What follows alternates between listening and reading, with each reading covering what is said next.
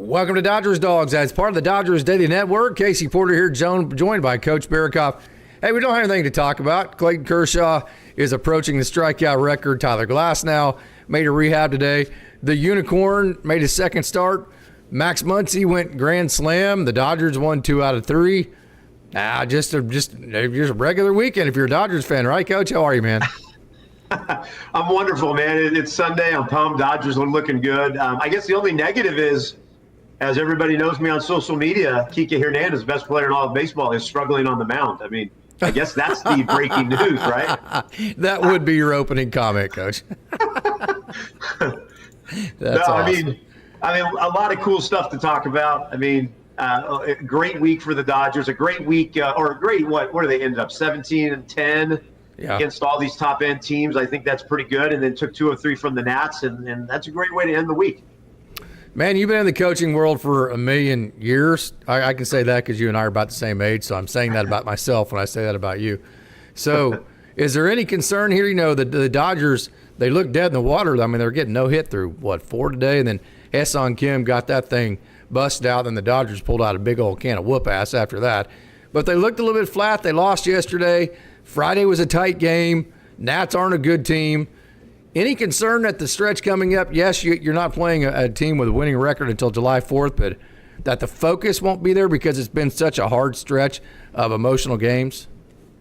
It's a great point. I mean, 48-31, second best record in baseball, right?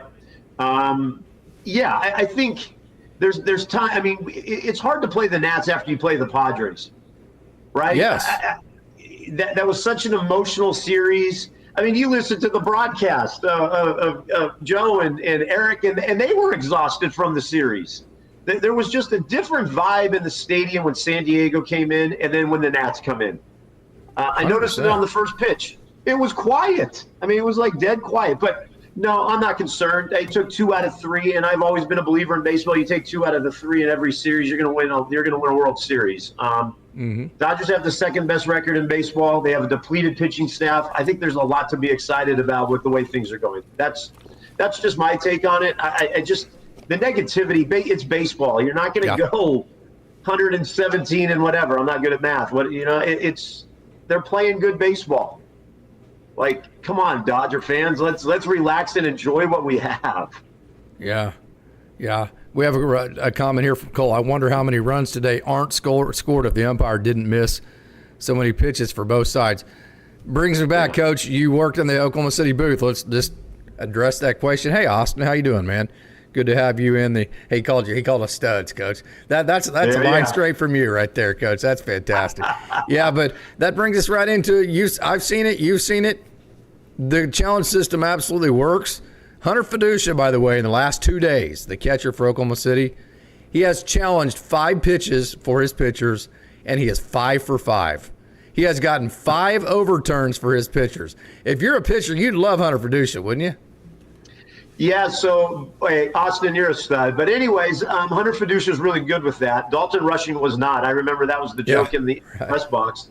Rushing struggled at that. I don't know if it was, can't remember if it was either he was at bat or behind the plate, but yeah, umpires seem to be missing a lot more lately, or either I'm just paying more attention to it, but they're missing way out of the zone. It's inconsistent, and yeah, we need the challenge system, and it's not going to slow the game down. It's really not. It adds excitement because they put it up on the board. It's exciting. Yeah, it's time. I think now that, like, if you go way back, like us, let's go way back, Case. We never really thought about, like, the strike zone. There wasn't that box there. We were kind of judging off of our own eyesight on TV, right? And now that they've got the box there and they show the replay of it, of how close or far, it has been noticeably missing quite a bit in the zone. And it's time for the challenge system. And I know you bring it up all the time. It was super fast with AAA. It doesn't take very long. It's quick, and they move right through it. And I think Major League Baseball will be perfectly fine once it happens. So kind of to your point there, I'm going to piggyback off what you just said. Either take the damn box off the screen where fans can see it, go, oh, this umpire sucks. When you don't, if you've ever umpired like I have, and umpired like 95 miles an hour with movement. And the catcher knows what pitch is coming, right? You and the hitter don't. So as an umpire, you're seeing the same splits on the movement too, and you don't know the tendencies of this pitcher. I mean, it's easier in the major leagues maybe a little bit because you do know some of the tendencies. Yeah. But and then we're just splitting hairs like, oh, that was that far outside the box. This guy sucks. And I'm just sitting there going, oh, my God, if you think that, you've never umpired, because that is so hard. So kind of my point to that is either take the damn box off the screen, or all of us amateurs and novices don't lose our mind every time something's 3 inches outside gets called a strike, or vice versa, or automate it, one or the other. But what they're doing to umpires right now really isn't fair. And I'll say this. It's hilarious. You've seen it many times. So, like, let's say the catcher challenges a call, and it stays the same, and you'll hear the umpire click on, and he goes over the loudspeaker. He goes, "The challenge of the ball call has been confirmed." Yeah. And then they'll do one about it one time later, and then it'll be reversed. You go, the call's been reversed. Yeah. It's hilarious to watch. Yeah. Wrap that conversation up, though, Coach. I think you hit it right on when you said we're novices. Yes. What's happened because of social media, I could go to umpire's scoreboard or whatever scorecard after every single game the next day and look at all the missed calls all through baseball. The box is on there. I never thought as a kid there'd ever be a box on there. I never imagined that ever happening. We are novices. I'm a novice when it comes to looking at it. It's just the obvious ones that are bothering me. It's I understand the ones that are close. It's always going to be those in Major League Baseball. It's how it's always been. And some pitchers get the benefit of the doubt. Totally get that. I like that about baseball. But it's the ones where they're like this far out of the zone or this far out of the zone. Yes. Those are the ones that are bothering egregious. Me. And again, it's not just for the Dodgers. The Dodgers have been the beneficiaries of a lot of those too also. But I just think it's time, with the way baseball is moving and grooving now, it's time that they put the challenge system in, and I think it'll speed the game up, or not speed it up. It's not going to slow it down. Yeah, it's time, though. We're at that point now. It's time. Hey, I got a question. You're the ultimate positive person. I love the positive vibes. I get accused of being too positive at times. Hey, man, if that's what you're accusing me of, hey, I'll live with that like the Fonz, right? So Miguel Rojas, he's not a great player. He's not a great. I mean, he's certainly not an everyday player. We've said that many times when you've had injuries, but he is a great role player. I mean, like 238, okay. I mean, OPS 640. I mean, he's not a slug type guy. On base percentage of 274, okay, that's not great, but a great glove guy. I'm of the opinion, I mean, like, why do Dodgers fans dislike this guy so much, and why do they keep wanting to replace him with other guys that, like an Estuary Ruiz? Okay, good player. I have no idea what he did to me. I mean, that's not a comparison to me. I don't understand where Dodgers fans are coming from with Miguel Rojas. I look at it like this. Daryl Thomas was pretty doggone good, right? And everybody loved him, and I think he probably had a lesser batting average than Miguel Rojas and maybe somebody can correct me out there, with less power. Yes. Okay? And we're not in the day and age now where we've got, Manny Mota, that's just strictly a pinch hitter. You can't do that anymore. I don't understand Dodger fans. I just don't get it why they don't like Miggy Rojas. I don't get it, Casey. He's solid he's solid defensively. He can move around and play positions. He's hitting 230 something. If he's hitting 270, 280, he's not going to be on the Dodgers roster. He is a role player that comes off the bench. He plays something. I mean, he played once a week last time? Mm-hmm. It's frustrating. I don't understand what Dodger fans want and who think they should be up. I don't think they look at it from the standpoint of what they're like in the clubhouse, what they're like behind in the locker room. Leadership. I don't even know what else to say but I think Miguel Rojas is perfect fit for the Dodgers. Mm-hmm. He is a perfect fit. He's a veteran. He's been there before. He's older. I don't know, Dodger fans. Give me other names that you think is better than this guy. And if he's better than him, he's not going to be with the Dodgers. And again, Casey, why does everybody think that the Dodgers just could go and get anybody they want? Right. I've never understood because of the that. outside they have. They don't understand how they developed Max Muncy and how they actually got Tommy Edman and Michael Kopech and these guys. And they don't understand how the Dodgers actually acquired all these people. It's fun to sit there and like watch a game and say, man, I really love him. Dodgers, let's go get him. And then you tweet it out like, why don't the Dodgers go after this guy? It just doesn't work that way. It's frustrating. I just laugh at it. And every time he comes up to bat, I just want something good to happen for the guy. And again, when he's playing defense, I never worry about that guy playing defense. Right. The dude is a really good player. And just Dodger fans being Dodger fans. It's greatest never fans good in the enough. world. It's never good. We're the world champions right now. I shouldn't say we. I'm not on the team. But the Dodgers are the world champions, and we're still unhappy. Yeah. Right? Certainly to an extent, greatest fans in the world because they hold the Dodgers accountable. Very smart fans, but man, they want it. Here's kind of my point to Miguel Rojas. So if you have somebody that comes in and is way better than he is offensively, then that guy's going to be a starter for another team somewhere. That guy's not going to want to take a backup role and take the money that a backup role gives. That guy's going to want to be an everyday starter with the Kansas City Royals and cash in for a different contract.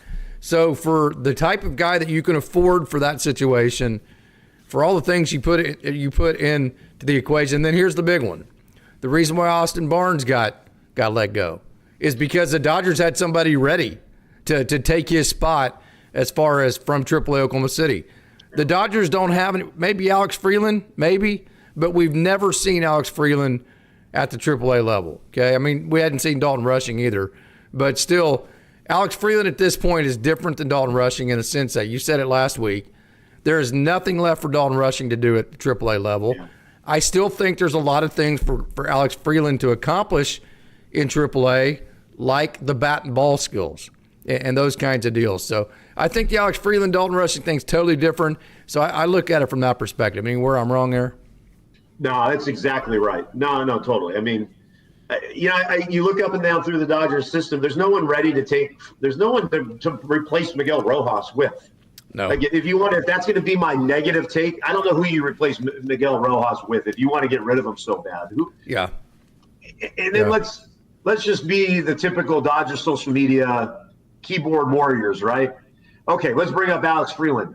He's going to go 0 for 12, and then they're going to start saying, well, why did we bring him up? And I'm so over that. Miguel Rojas is a perfect fit. I'll go to bat for that dude anytime. I agree. I think the Dodgers have the perfect bench right now. Miguel Rojas, Dalton Rushing, Kike Hernandez. I say that except for you and I disagree. Hyesung Kim has deserved an everyday role in this team. I mean, he broke up the no-hitter today. That little fart gets a hit every time. And then, hell, he hits one to the second baseman today. And a major league second baseman choked because, I'm sorry, that was a straight-up choke from the second baseman because Hyesung Kim put on so much pressure on him because he had to hurry everything up. I mean, it's like shooting a jump shot. If you have plenty of time to get in rhythm, you're probably going to make it. If the other team's guarding you well and you happen to hurry your shot, you're going to miss. So I felt like that was a forced error from Hyesung Kim that he caused today. You and I disagree. Let's go round two on this. I say no Conforto, Hyesung Kim every day. So Conforto, I just looked at it. Went 1 for 4 today. Is hitting 165. Yes. And I argued pretty heavily for him last week. I'm still not going to change my opinion because that would be too wishy-washy for Coach Barikoff on Dodgers Daily. He made a spectacular game-saving play in left field a couple games ago. But it's hard for me to argue 165. Mm-hmm. It really is. When what is Kim hitting right now? 372. So it is hard. That's a hard argument. 165, 372. There's really no comparison there. I'm still going to hang in there with Conforto. I still like what they're doing with Kim. But you're right. I mean, for me, it's now getting to that point where it's like, let's figure this thing out. If we're going to keep Conforto, maybe we make him a pinch hitter. Yeah, right. I don't see them. I don't think they're going to get rid of him. I don't know the inner workings of that. I would love to know that. But, yeah, you're right. Kim is starting as you and I are both coaches. Yeah. And you always tell your guys, if you keep working, and you keep getting better and better, we're going to have to play you. I think Kim right now is in a situation where he's forcing Dave Roberts' hand to make some decisions. And I think it's going to come sooner than later. And that's after a long debated argument last week that I was for Conforto. But I sat back and looked at this thing.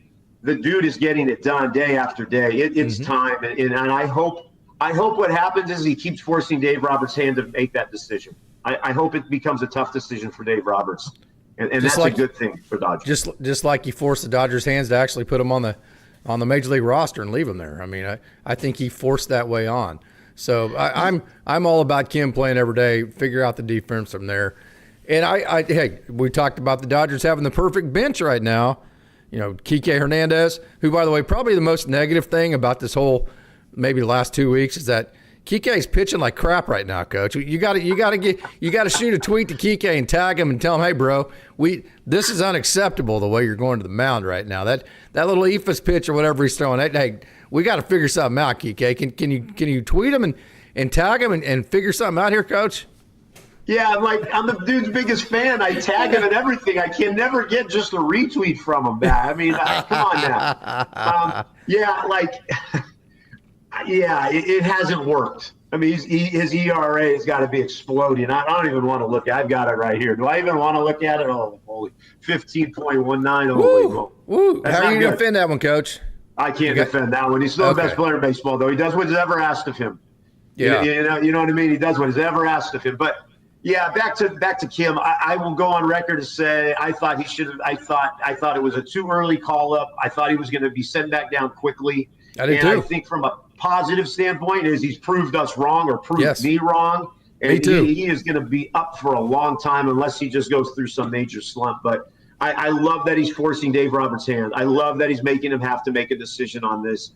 And you know what? If you're Conforto, this is Major League Baseball. Like, bro, you better start.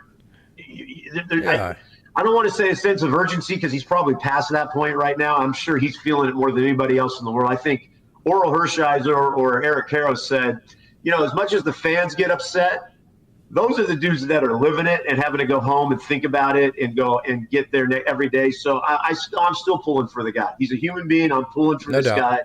And but you're right. I don't want to beat a dead horse like you're saying, but Kim deserves to play more. I look at it a little bit different. The dude's getting $17 million, whether he's sitting on the bench or not.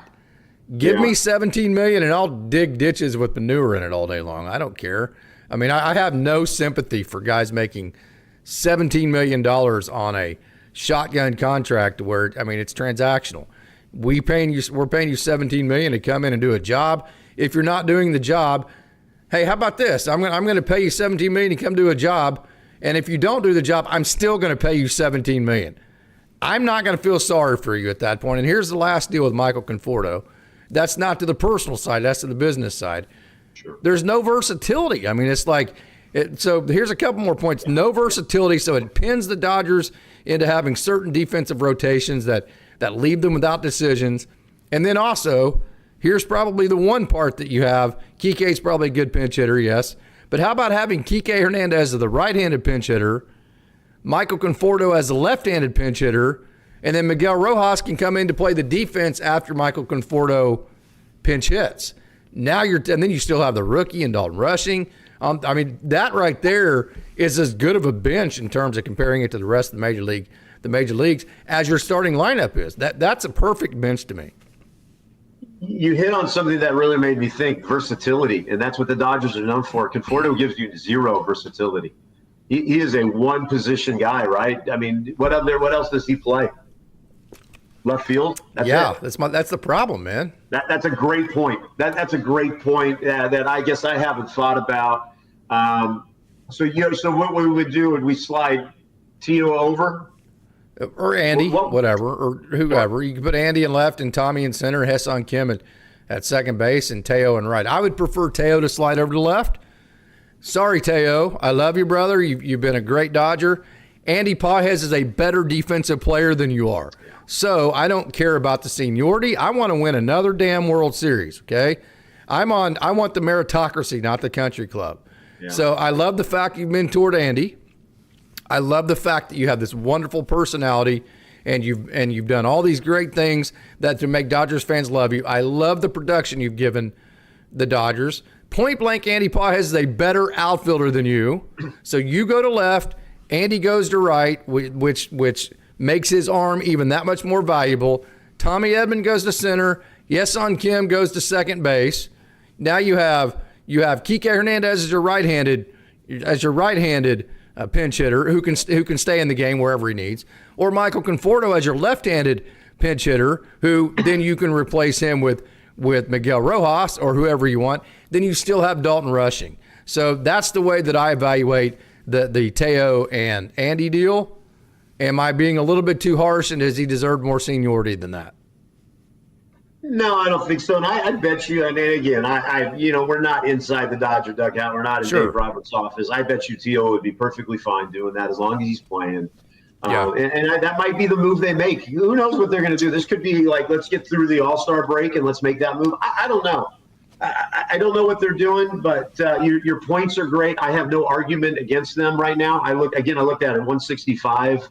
I like the guy. I know he's making $17 million, and man, I would love to make $17 million and hit $1.65. That would be incredible because then they can fire me, and I can go in the mountains and fly fish and do Dodgers Daily on Sundays, and I would be perfectly content with my life. But you're right, though. It's a business. I guess the part of me is, I guess I've just stuck with Conforto because I just don't like seeing the social media hate for it. He's a Dodger. And my philosophy on that case is if you're a Dodger, I'm all in on you. 100%. And I will never, ever, ever change no matter what anybody tells me. But your points are great. And again, $1.65 is not a good look for the world champions, correct? Yeah, totally agree. Okay, so Clayton Kershaw, is this a situation to where he is going to pitch in the? Of course, it's way too early, but it is getting to the point where we're gonna rock along here. Next thing you know, you're gonna go, damn, it's almost September. That kind of deal. Yeah. The summer just goes fast, man. I'm just telling you. We're less than about a month away from the trade deadline, of which there's a lot of light at the end of the tunnel. So Clayton Kershaw, where are we at him? I mean, he was like in the 88 range the other day. Is this a guy that's just getting us through the regular season, getting to his record? Or is this a guy that is really going to end up being one of the 3 or 4 starters in a playoff series? Is this Kershaw's last stand? Right? I would like to say we're going to get the best of Clayton Kershaw this year, and whatever happens, I don't know. There's just something different about the way he looks. He looks. You might have said it last week. You said that he didn't get to be part of the World Series championship stuff, and this is his way of proving himself. I don't know. There's just something different about the way he's throwing, and I don't even look at the velocity. I just look at the way he's masterfully pitching a game, and him and Will Smith have been really doing well together. I don't know. I have no educational answer on this thing other than I like what he's doing, and I'm going to continue to love it while I can. And he's so close to being, one of 20 guys in baseball history to get 3,000 strikeouts. Yeah. I don't know. I mean, it would be great to have it happen at Dodger Stadium. I don't know if it will. Do they? I think they can make that work. Yeah, I would love to see Clayton Kershaw. I would love to see Kershaw stay healthy all the way through the playoffs and give us everything he's got, and then right off into the sunset and do what he's going to do. I have no other thing but the fan answer in me that let's just keep this thing rolling with Kershaw. Yeah, we have a question from Showtime. Why do you think that the Dodgers are slow playing Shohei Otani and Zaire Hope? Feel like a call up is overdue. Well, that's because there's an absolute logjam when you look at Chris Newell, who's a treasure trove of tools. Cole Myers is up there. You have Damon Keith, who's up there. Jose Ramos, who started out as one of the best offensive. He's cooled down, but started off as one of the best offensive players. Then at AAA, you just added Stuart Baroa. You got Ryan Ward. You got James Outman. So really, at this point, Shohei Otani and Zaire Hope are a couple of years away from helping the Dodgers. The difference between Great Lakes, High A, and Double A at this point is not substantial enough to add to that logjam. So my question is, what the hell Chris Newell has not had a good offensive year. I interviewed him. And he said himself, I have more to offer in terms of impacting a game. Damon Keith has a lot of swing and miss, a lot to work on, that kind of deal. So, yeah, those guys have holes in their games, but what do you just throw them in the trash can? You just don't do anything with them? You just don't. So the problem is the logjam. The Dodgers are just fine with finding everyday playing time for everybody, and they're willing to sacrifice maybe a little bit at the talent level to make sure everybody plays every day. You've seen that with your own eyes at Tulsa. Am I off there, Coach? No, and I think if this was any other organization, you might fast track those guys a little quicker, maybe through the organization. You and Austin are so good at knowing the movements and everything like that. I will always defer to you guys on that. I will just give you my uneducated guess. We're the Dodgers. There's no need to rush them up and through the system. If this was the Nats, the Colorado Rockies, somebody along Miami, you might push them up another level, right? But I just don't see that happening. There's no point right now for those guys to be rushed. Yeah. And especially Jose DePaula. What is he, 19? I don't even, has he turned 20 yet? Yeah, there's no hurry. No hurry. They don't need him at the major league level for a couple of years. They just don't, you know?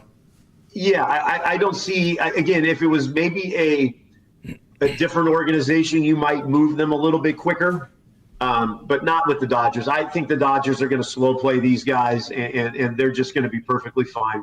And I hopefully they don't put them in trade bait. I hope those guys, I know everybody's going to want to ask for them. No. I hope they don't, but I get it as fans. We read about these guys. You and Austin are always pushing out this great material on our minor league guys, and they're exciting to look at. But I think we just got to be patient with them, and patient other than that they're still producing, not patient. Let's see what they do, but there's no need to fast track those guys right now. And there's no need to give up on Damon Keith or Chris Newell. I mean, those are guys that have massive tools. I mean, Damon Keith might be the fastest player in the organization and the strongest, and he can hit the ball the other way. Chris Newell's the all-time stolen base leader in the history of the postseason at Virginia. He is a treasure trove of tools. He has as many tools as either one of Jose. Now, I'm not saying it's as good of a baseball player or hitter as refined, but he has as many tools as any outfield prospect you can watch. So you don't take a Chris Newell with his tools and a Damon Keith and just say, hey, well, to hell with it. We're going to move these two young guys up. Have a good time, guys, sitting on the bench and playing once a week. That's the problem you have there. Hey, a conversation here. You know I like to analyze baseball games. I like to analyze performances. I like to analyze individuals. Why can I not wrap my head around what the hell Dustin May is right now? It's like you go, okay, what do you think about Dustin May? And I'm like, I have no freaking idea even how to develop opinion on him right now. Why am I like that, Coach? Yeah, it's because what you I'm see is is bad, but you see such an ultra talented guy. Yeah. I am just under the belief the stuff that he's gone through, the arm stuff, the surgeries with his esophagus, or if that's what it was. I think we just got to continue to say, like, let's just let this dude, let's let an ultra talented dude continue to figure it out. Like, I'm with you though. It's like every time he's on the mound, I'm like, man, this dude is so talented. And then he has these couple innings. You're like, what is he doing? Yeah, he's so up and down. But what he's been through to get where he is at this point, I think he's going to get better and better, and hopefully he gets stronger and stronger. And I am perplexed with this Dodger pitching stuff. Tony Gonsolin going on the 60, Roki on the 60. We got Glasnow. Who knows if Blake I told you about Roki. Yeah, it's but back to May. I don't know. The guy is so ultra talented. Eventually, I hope he figures it out, because it's, a lot of these guys are so ultra talented and they just don't get back to where they were. I hope he gets back to where he was. I really do. Bobby Miller went on the IL as well just recently after a really good performance. And we have a comment send May to the bullpen. Here's my problem with sending May and guys like Bobby Miller to the bullpen is they have one really good inning, one really bad inning, one, that kind of deal, that up and down. So, and it's not dependent on whether it's the first inning they throw or the fifth inning they throw. You have no idea when the terrible inning's coming from Bobby Miller. You have no idea when Dustin May's going to head off to Canada and you're going to have to rein him back in. You don't know if that's going to be in the first inning or the fourth inning. So kind of the point with guys like that are so talented, but yet they just kind of float in and out of effectiveness in terms of their command is at least by giving them a start, you're giving them leeway to make good for the bad innings they have, because the bad innings are coming. Whereas if you put them in a one-inning bullpen stint, it's just the bad inning. You have no way to make up for that, and you've gotten nothing out of them. So I'm not in favor from that perspective of putting those guys in the pen because they're wild. I think that's actually the opposite thing to do, in my opinion. Great points. That's Case. You talked great baseball talk.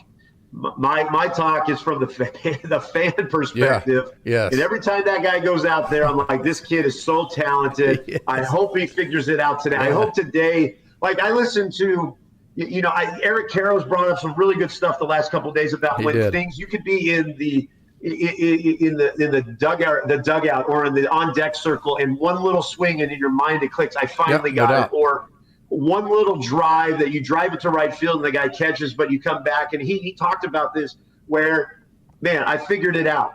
I hope that happens with May. I would love to hear Oral Hershiser's take on this. Dontrell Willis, like those guys, I would love to hear their take on it with May. Like, I hope it's that one throw, like, man, okay, I figured it out, and now he's going to go on his way. I have no other answer other than the dude is super, super talented. I hope the Dodgers continue to keep him as a Dodger and they don't use him as a piece, because a lot of people would want May, right? That's what I would think. A lot of people would take a chance on May. But, you're right. If a reliever, I just don't see that, because you're hitting it right. If he's off into Canada sometime, you can't have a sporadic guy in the pen. Not in the eighth inning.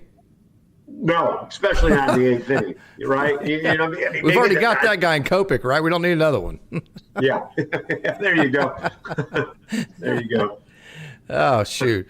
Yeah. The Dodgers are having it's one of those years where I still can't wrap my head around it. It just, it just seems like this team is way away. They haven't even come close to finding the best version of themselves. But yet then you look up, they have the second best record in all of Major League Baseball. The second, they have the best record in the National League. And then it's the Shohei Otani's kind of the encompassing point to that, because it's like, I look at his stats and I'm like, yeah, he's the greatest player of this year. He's the greatest player of our generation. And somehow he leaves me wanting more for him. Can you tell me I'm an asshole? I mean, tell me why I'm wrong there. No, you're not wrong. I mean, that's just how it is. Like you keep doing what you believing in, and doing what you want on that. I don't think there's ever anything wrong to keep wanting more. Does that make sense? I don't think there's anything wrong with that. Keep wanting more. Also, I'll say this. It's like whenever you lift weights and you go shoot a basket, and it's like you think everything went right and it went halfway to the goal. You've done that before, right? And then you keep lifting weights, and eventually your body gets used to it. You're fine shooting after. So Ohtani's coming back, and he's throwing just one inning. I told you it was going to be no up downs. The first up down will be a big deal. That will be a monitored, guarded deal where he has to come back to the dugout, cool down, get back out. The Dodgers will be sweating bullets when that happens. So I say that to say there is no possible way that you can throw a ball with your right arm 100 miles an hour and your muscles not be degraded the next day or the day after that and have to recover. So there's no way around that of not affecting his bat speed in some way the day after that until he gets built up to doing that. So you might be concerned about it, but the bat speed that he's kind of lost until since he started pitching, that was obvious that it was going to happen. I am not worried about that at all. I think that's why they're keeping him at one inning, because if he's at 2 or 3 innings right now, hell, his bat speed would go down even further than that. I think that goes away here in about 3 or 4 starts when his whole entire shoulder and his arm mechanisms get used to that next day strain.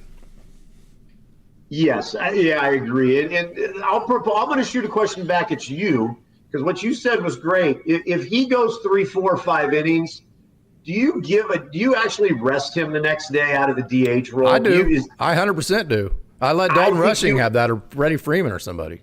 Yeah, I almost think you have to. For a while, not in the playoffs, but for a while. Right. Playoffs, no way.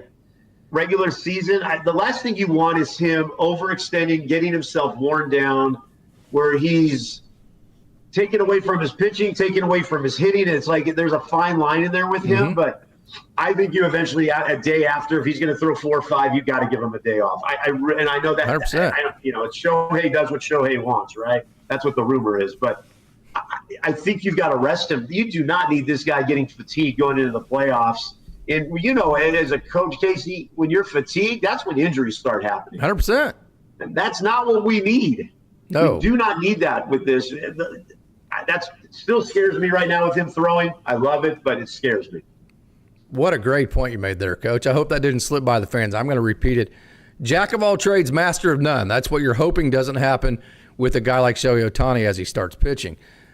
I think this is something to monitor. As soon as Shohei Otani starts going multiple innings, starts ramping up that pitch count, how long, or do the Dodgers at all give him the day off the next day?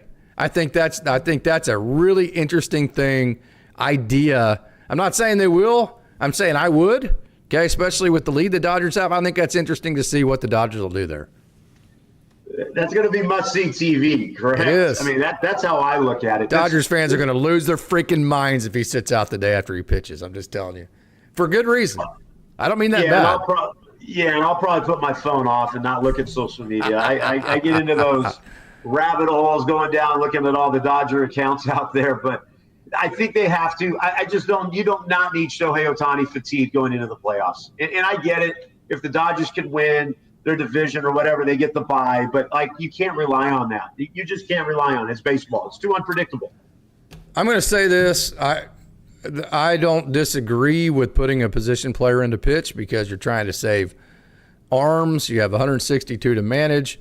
I get it. I'm not saying it's the wrong decision.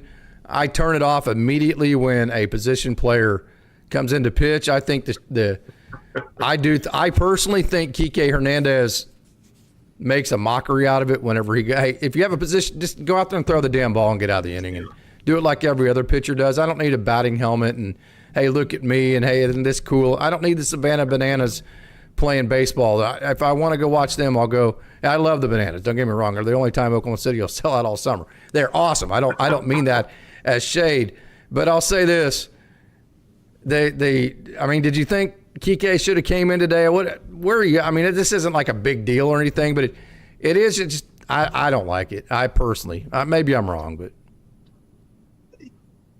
everybody knows I love the dude. I think he's the best dude in baseball. I didn't see the need for him to come in today, unless they're thinking, hey, it's another opportunity to rest arms, not have to throw him out there. They don't have to warm up, get out. But again, this is now twice in a row that they've threw him and they had to bring in an arm. I would have rather have just brought in Vesia, got this thing over with. Yeah. They're going to Colorado, Monday afternoon? It didn't make sense for me with Kike. There's times where I totally understand it. 17-1. Let's get through this thing. But I didn't understand that today. And it's now twice. He's got a 15 ERA, and it's twice now that it was he brought it to a 6-7 run game. Yeah. And it's professional sports. If there's one out, all it takes is a home run, another ball hit into the gap, and you're at 13-10, and then I think there's a time and place. Today was not it. I just didn't see the need for Kike to come in today. But, again, this might be the one time Kike retweets me and says, hey, why are you bashing me? I don't know. Okay. Oh, no. Kike, I'm sure, he's at the top of the Coach Barrakoff fan club. Hey, I'll give you a perfect example. Landon Knack today, by the way, they switched it up. So I kept wondering why Landon Knack kept going to his hip. It was it's like he was trying to put a sword in or something. Well, Landon Knack actually, his first inning out today, may have been his second inning, was calling his pitches. So he was the one calling the pitches into the comm system for Hunter Fiducia to hear and for everybody in the dugout to hear. So he would hit the comm on his belt, and he would say what pitch he wants to throw, and then that's how Hunter Fiducia would know it was coming. So he got 2 outs, 2 quick outs, calling his own pitches. 2 outs, nobody on, gave up 7 runs. So kind of to go to your point, that crap can go downhill in a real hurry it did. And then the next inning, they went back to Hunter Fiducia calling the pitches.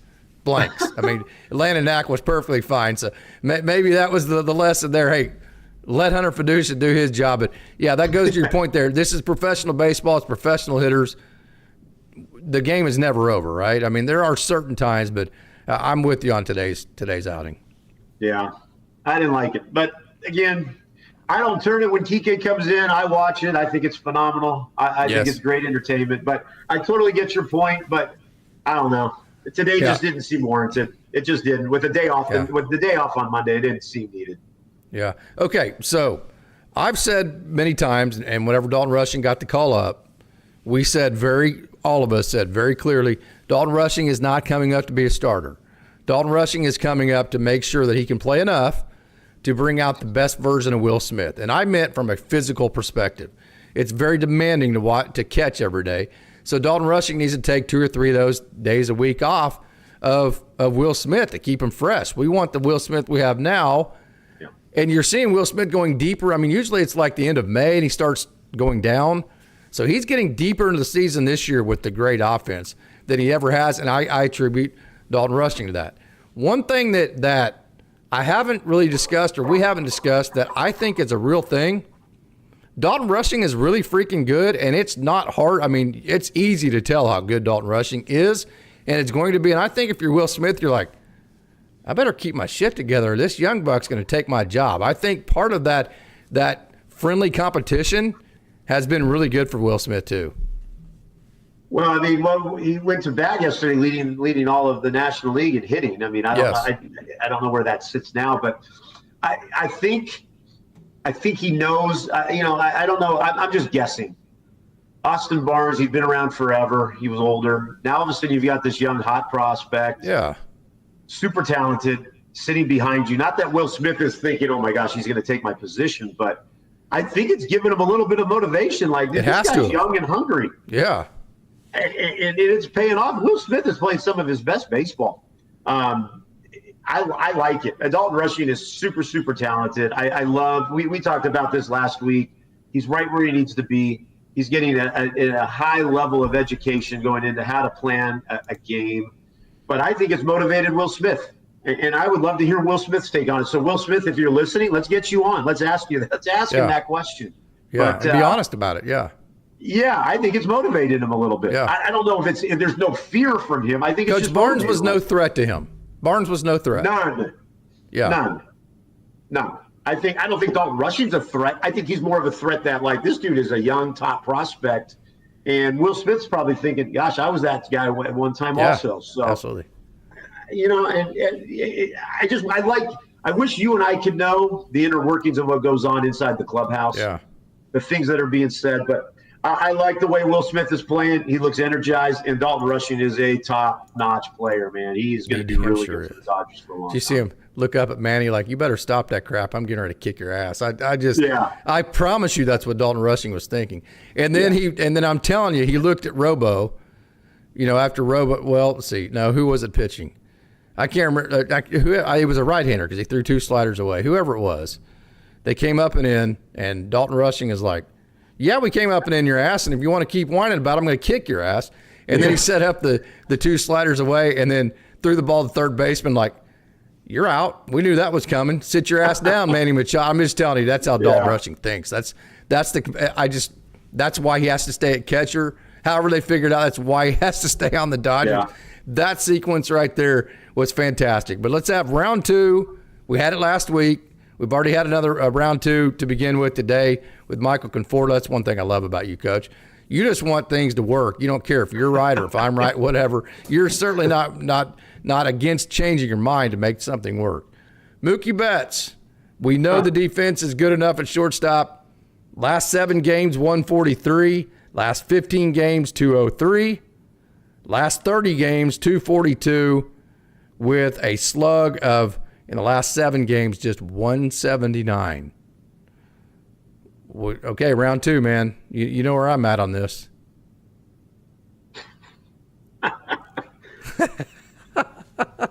He's not playing well. I don't. Okay. But I don't. Sticking him out in right field. What is going to? Second base. I want second base. Okay. Where he doesn't have to do all the pregame work. I mean, he has to do so much pregame work with Dino at shortstop to stay on top of his game. I think it's the pregame work that's getting him.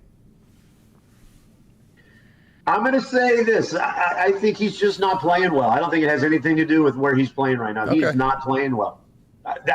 That's my take on it. You could give me all of the stats. All those were really good. They're on a decline. Absolutely. There's no argument there.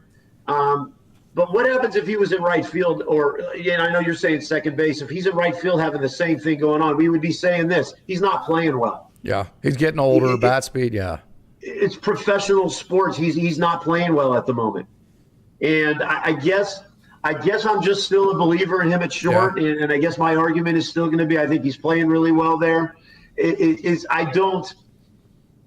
I guess I need historical data to back up saying from a move like this, is this something that generally happens? Is it just happening to Mookie? Is it all the work he's doing in the pregame stuff? Those are all great arguments, and they all could be correct. I just personally don't think he's playing well at the moment. That's my take on it. And it could be completely wrong, and people right now watching this could give me all these different reasons. I just don't think he's playing well at the moment. So I don't have any historical evidence to give you, but let me throw some anecdotal evidence at you. Absolutely. How many times as a basketball coach with your Division I basketball coaching career you've had, have you had your best defender, meaning the defender that you put on the other team's best player, be worth a crap scoring? That is a great analogy and a great point. And my comment would be the defense wears him down. And he generally my only argument back would be he probably wasn't a great offensive player to begin with. And the reason he's playing is because of his defense. So that's my argument back to you. Yeah. And it's a great point. And it's a great point for the people listening. Casey is spot on exactly what he's saying. I totally get what you're saying. And you're applying that to Mookie Betts. Totally get it. I personally just don't think Mookie is playing well at the moment. It's the same thing if you've got a great scorer and he's not playing well.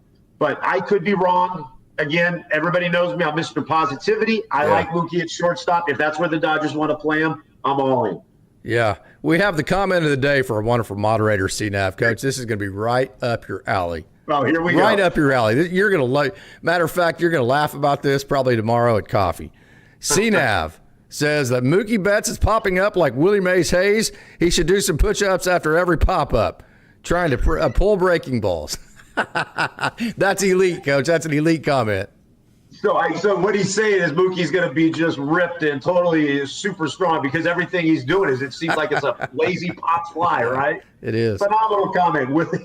That is a great comment. Yeah, right. It was interesting seeing Ryan Laudos. We've had a couple of those comments. I will say this: Mookie Betts is from that generation of upward incline to the swing. Chris Taylor was in that generation.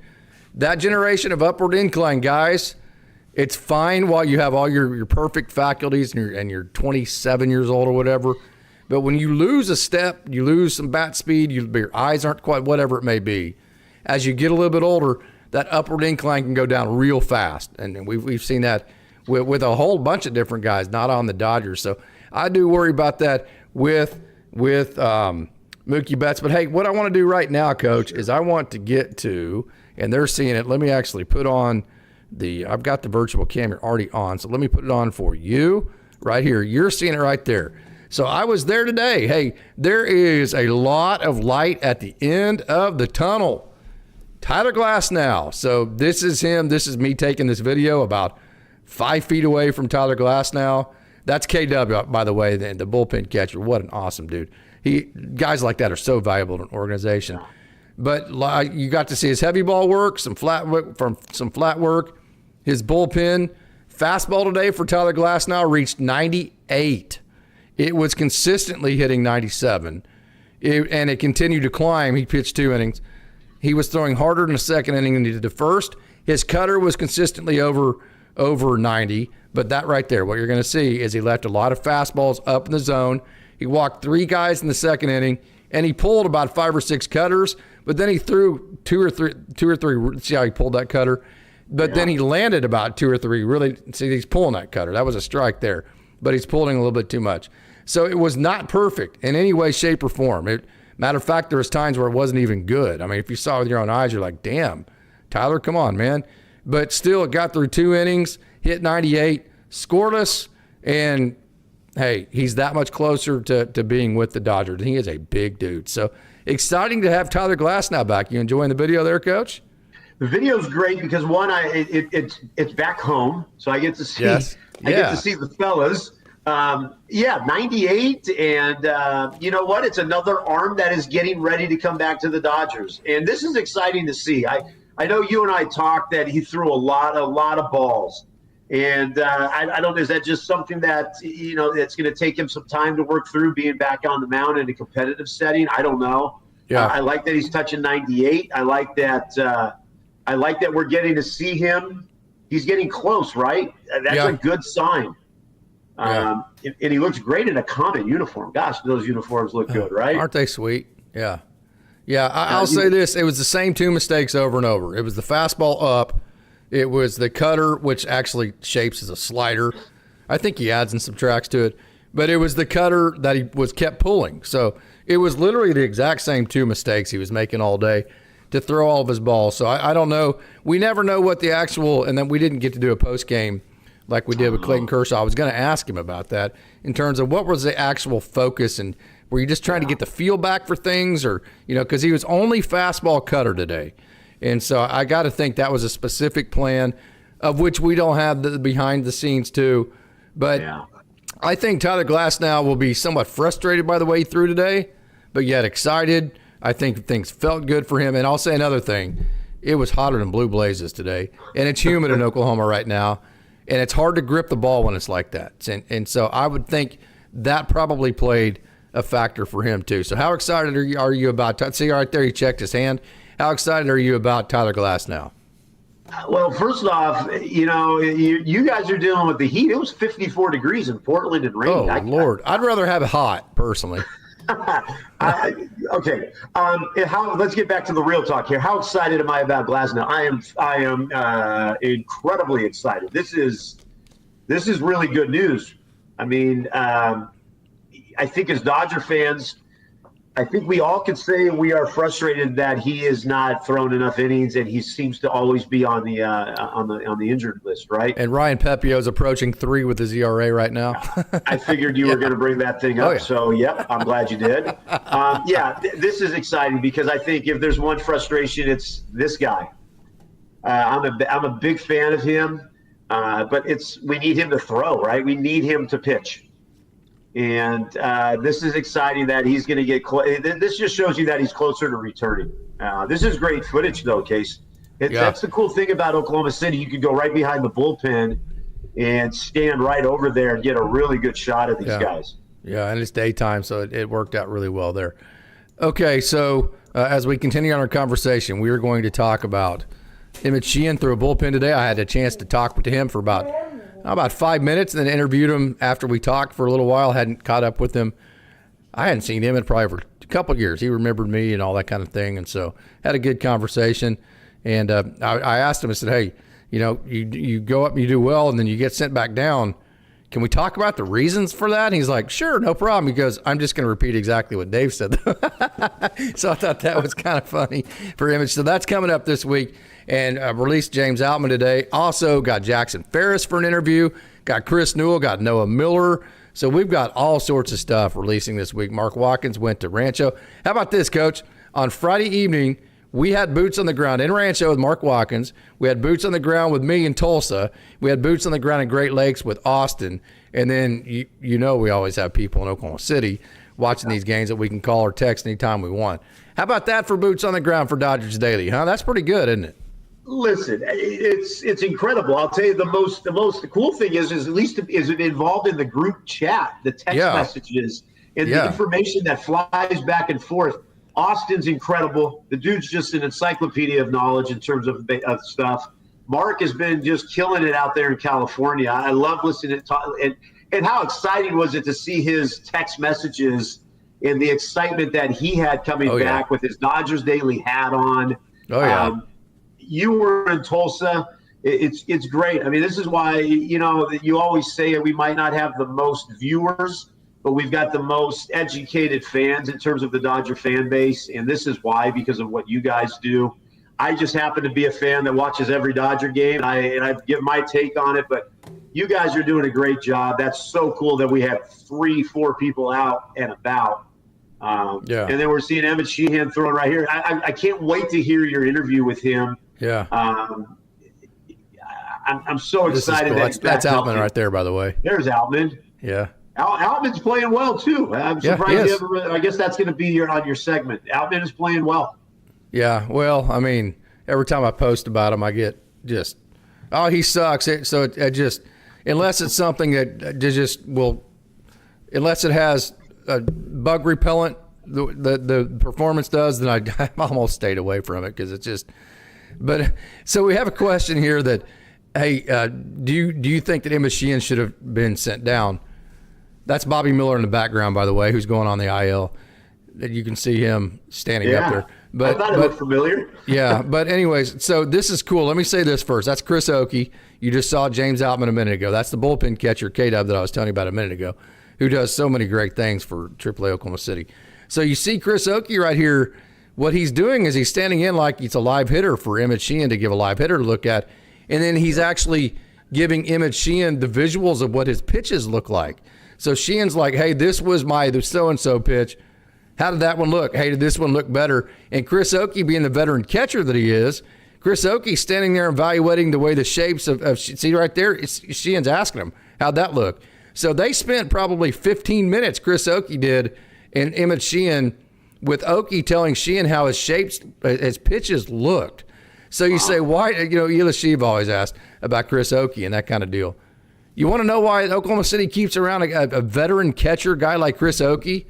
This is the video you need to see if you have any questions about that. Ask Emmet Sheehan how valuable Chris Oakey was in this segment, and James Outman too. Yeah. No, this is great. This is cool video. That's, again, if people out there in Oklahoma City, what is that, left field, right? Left field? Yes. Yeah. There's a walkway back there where you can walk around the entire stadium, but the walkway right there, you could just sit there and watch. One of the coolest things, kind of off topic, my daughter and I, one of the first times Clayton Kershaw came to Oklahoma City, my daughter and I waited for the gates to open, and we raced right there. We waited all afternoon, and we got to see Clayton Kershaw this close do his warm-ups. But this is great stuff. Yeah. I love Emmet Sheehan. I love this guy. I would love to know what the exact reason why he was sent down. I'm sure it's something that we don't even think of, and I think the fans went crazy about it, but there's a reason behind everything that the Dodgers do. And I know it. Yeah, okay. Don't tell me then. But this is great. This is so cool to see. Great job by this, Casey. Yeah, man, isn't that a lot of fun to see? So Emmet Sheehan, I just thought that was so cool how the teammates were working together and really helping Emmet to get back, because Chris Oakey's never going to play in the major leagues for the Dodgers. He knows he's doing this because he just loves baseball. He just loves doing it. And I'm going to interview Chris Oakey next time I go. I've already talked to him. We've got that set up. So here's the deal with Emmet Sheehan. You've got Tommy John, okay, just coming back from that. He had a grand total of 3 outings in Oklahoma City. That's it, 3. And his last outing with Oklahoma City, I actually asked him this question. Okay, what's harder, Emmet? Pitching in the minor leagues at Albuquerque or any major league start? And he kind of giggled and he just goes, yeah, man, Albuquerque's not a fun place to pitch in. It was funny. So he gave up 4 runs in however many innings it was. It was the one I got my ass chewed by a whole bunch of fans like, that's not good, because I tried to explain to people the Dodgers are going to see the 8 strikeouts, no walks. They're going to take the context out of it. They're not going to care about the 4 runs. With the wall scraper in Albuquerque, that's not a home run anywhere else. They're going to see the context behind it, which they literally the next day they sent him up. So he has 3 outings. His last outing, he gave up 4 runs in like 3 or 4 innings, I think it was. So what they actually needed out from him was they needed him to go up and make one good start with Robo. He talked about him and Robo working together with Dalton that day. Yeah. They needed one good start for him. Now they can send him back to actually get the rehab outings that he wasn't able to get to begin with, because the Dodgers were so desperate for needing another pitcher up at the major league level. So they did not want to send Emmet Sheehan up as fast as they did. They feel lucky that they got away with it, and he pitched well. Now let's bring him back down. Let's actually give him the ramp up and the rehab we need that this guy needs to be able to throw the 6 or 7 innings and not the 3 innings we saw the other day.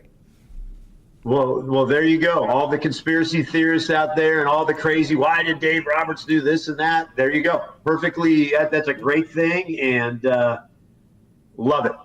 Love it. Let's get him ready. Let's get him let's not rush this guy, and let's get this thing going. And boy, the future's so bright for this guy, right? Yeah, it absolutely is. Hey, Coach, this has been a great show. We're going to actually do our Down on the Farm from all the farm action this weekend, Tuesday morning. Austin will have his live show tomorrow night. So I think the way I'm going to section that, I want to have you on as long as I can. So I don't want to try to make that short and get to a Down the Farm segment. We have so much great stuff to talk about. So we're going to have a Down the Farm Tuesday morning with all of our weekend from action on the farm. Be looking out for tomorrow morning. The Emmet Sheehan interview is going to release Tuesday, sometime probably the Jackson Ferris. And then I also talked to Sean McLean, Chris Newell. And so super excited about those interviews as well. They'll be releasing this week too. And then Mark got interviews with John Shoemaker, the manager at Rancho, and the pitching coach, Brandon Bailey. We have a whole bunch of content coming your way this week. I say all that to say, Coach, final thoughts for Dodgers Dogs tonight. Hey, listen, second best record in baseball. We've got Glasnow's back throwing. Emmet Sheehan looks good, what you were showing. I just think it's exciting times right now. The Dodgers aren't even playing. Like, are they really even playing really great baseball? I don't know, maybe. But I'm excited. We get a day off, so we can all just relax a little bit. Then we go to Colorado, and let's keep this train rolling. And Case, you guys are doing a great job. I appreciate everything you guys do, Austin, Tony, and now Mark, and continue to kill it and continue to put out the great stuff. You educate us, you keep us entertained, and I love everything we're doing. So keep it going. So Mookie Betts, second base, Michael Conforto on the bench. That's where we ended, right, Coach? That's where you ended. Let's keep Mookie it short. And Conforto, I know you're listening. Coach Barikoff believes in you, and that's all you need. That's all you need. Let's go to Colorado and start hitting that baseball all over the yard. You have that mentality. I want him to get pissed at me and say, "Screw that little fat son of a bitch. I'll show him," and then go hit 500. That's there we go. I'll take that side, right? How does that sound, Coach? Hey, great to see your face, good. Coach. Congratulations again on your wonderful gig that you got there. I had a big debate. Is Portland? So you guys, what is your mascot? The Pilots. The Pilots. So did that used to be Portland State? We had a big old debate going on in the. No. There's University of Portland. Okay. Us, and there's Portland State. So no. There's two here in town. Congratulations on that gig, man. Thank you so much. When's the next time we'll have a chance to talk to you? Whenever you need me. You know what? Actually, Sunday night, if we're able to do it, I can do it Sunday night. I'll be out recruiting in Seattle next weekend, Friday, Saturday. But I'll get back sometime on Sunday. So I will let you know. But let's plan on Sunday. Perfect, man. Great to see you. Great job again today, Coach. And to all you Dodgers dogs, as I say each and every time, not the biggest crowd, but absolutely the best baseball crowd on earth. All you got to do is read up and down the comments. And as always, until we see you next time, which will be tomorrow night, Monday night, where Austin Brubaker brings you his live show, another reminder that it's always a great day to be a Dodger.